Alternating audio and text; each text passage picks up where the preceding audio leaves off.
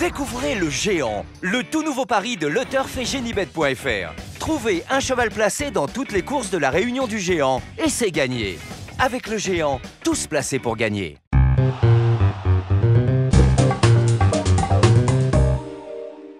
Bonjour à tous, heureux de vous retrouver sur le plateau de Paris Turf TV pour votre quotidienne reçue 5 sur 5, l'émission du Quintet Plus et du Top 5. Pour m'accompagner aujourd'hui, Mathieu Le Balleur. Bonjour Mathieu. Bonjour Philippe, bonjour à tous.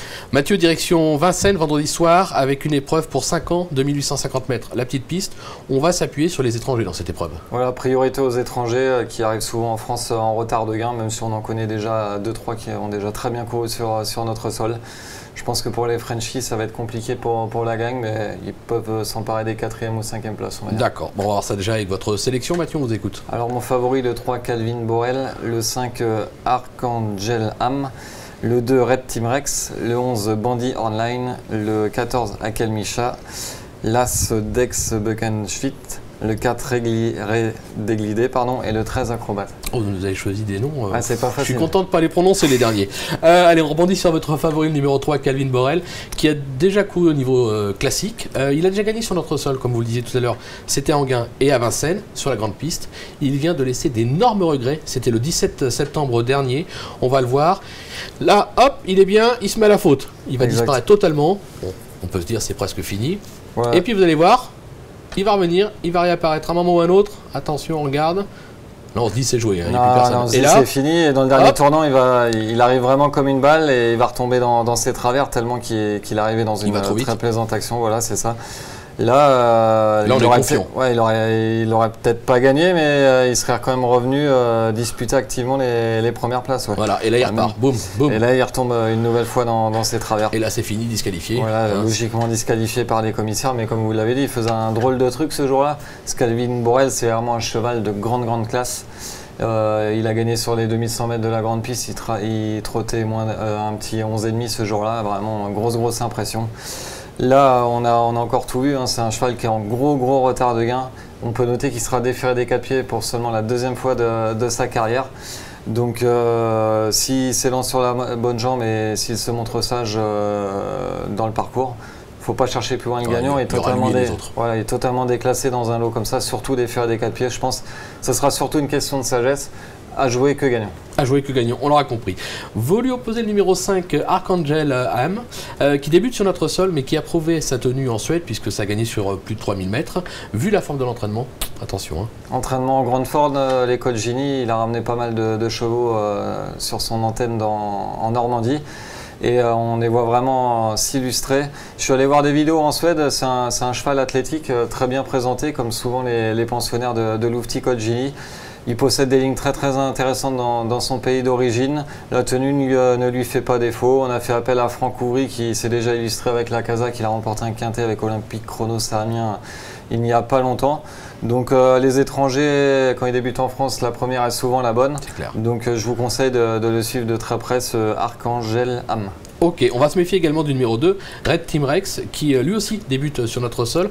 En revanche, une petite interrogation, il n'a jamais dépassé les 2100 mètres, pas d'inquiétude? Non, pas d'inquiétude. La dernière fois, il devait s'élancer avec un numéro en 2e ligne. Il a été contraint d'effectuer un rapproché. Il ne déméritait surtout pas ce jour-là, il s'est montré courageux. Je pense qu'il sera nettement mieux sur le profil plat de la petite piste. C'est un cheval qui est très maniable, il s'élance à 2000, Franck Nivard le connaît, il a déjà pu le prendre en main la dernière fois. Donc je pense qu'avec un bon parcours, il est capable de finir très vite. Il n'a pas une grosse marge, pour la gang je pense que ça va être compliqué, mais dans le quintet c'est un très bon outsider. D'accord, on poursuit avec le numéro 11, Bandit Online, qui a eu lui aussi d'autres ambitions par le passé. Il reste sur une bonne 2e place, c'était à Mons derrière Rue de Léroux, qu'on connaît bien. Lui aussi, on peut s'en méfier quand même. Ouais, le tandem Dominique Lochner-Robert Berg fait des étincelles, un peu comme l'entraînement Colgini. Lui, c'est pareil, il possède des lignes intéressantes en Suède. C'est un cheval qui n'est pas trop démonstratif, on a l'impression de ne pas trop avoir de gaz dans le parcours, mais il n'a jamais le morceau.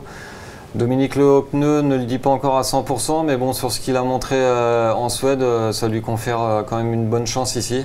C'est un cheval qui est maniable, déféré des antérieurs, il a prouvé sa qualité, donc lui c'est pareil pour les accessites, il est compétitif. D'accord, et on va finir avec le 14, Akelmisha, qui, bon certes il semble un peu plus performant sur la grande piste, du moins à mon sens.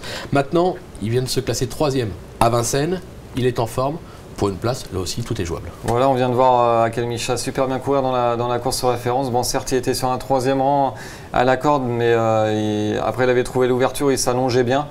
Le cheval est vraiment revenu au top parce que des fois, il avait tendance à avoir des petits soucis d'allure. Là, il était vraiment bien carré, bien présenté. Il est déféré des postérieurs. Chez les Dubois, en général, ça pardonne pas. Et en plus, la Kazakh ne cesse de s'illustrer un peu partout en France. Donc moi je m'en méfie, c'est un cheval qui part vite, il avait déjà couru sur le parcours dans une course sans train, il s'était fait piéger et il terminait le parcours avec d'évidentes ressources. Akelmicha, attention, c'est un cheval lui aussi de classe, avec un bon parcours il va finir vite et je vous conseille de vous en méfier aussi particulièrement. D'accord, on va s'en méfier, on va vous faire confiance comme d'habitude. Un petit bonus, puisqu'Arnaud Lecomte a joint au téléphone Sébastien Leblond qui présente le numéro 12 Astre Nouveau, vous l'avez dans le jeu, pas dans votre sélection, on va l'écouter pour une petite place. Le cheval a fait une belle saison, il est en forme, il trouve un bel engagement, c'est pour ça qu'on le court. Et ce qui vous a surpris en dernière nuit sur les 2100, il marche 12-4 et améliore même son propre record. Le cheval a beaucoup progressé depuis le printemps. Après, surprise pas vraiment, c'est une fois pas forcément au top, il a marché très égal. Donc en ayant pris de la force, c'est normal qu'il progresse un peu. Quelles sont vos ambitions vendredi? J'espère qu'il va rentrer dans le quintet. Bah, un cheval en constant progrès pour une 5e place, pourquoi pas. Voilà, j'ai gardé Acrobat en 8. Je vous avouerai que j'ai hésité avec Astre Nouveau et Raoul Bride. Ils ont tous le même profil, c'est des chevaux qui s'élancent assez vite, qui doivent être absolument masqués dans un parcours. Après, ils possèdent 100 à 200 mètres assez vite pour finir. Donc ils ont le même profil et il suffit qu'il y en ait un par rapport à l'autre qui soit contraint de progresser le nez au vent et là on ne les verra pas participer à l'arrivée. Mais c'est un 5e très possible.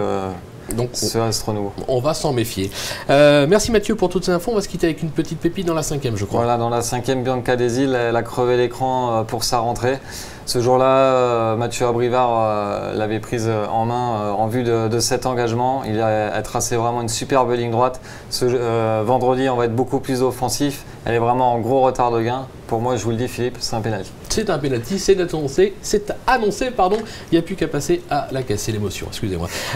Mathieu, merci pour toutes ces infos. Merci, on se retrouve Philippe. très vite sur le plateau. Bonjour à tous, au revoir. Au revoir.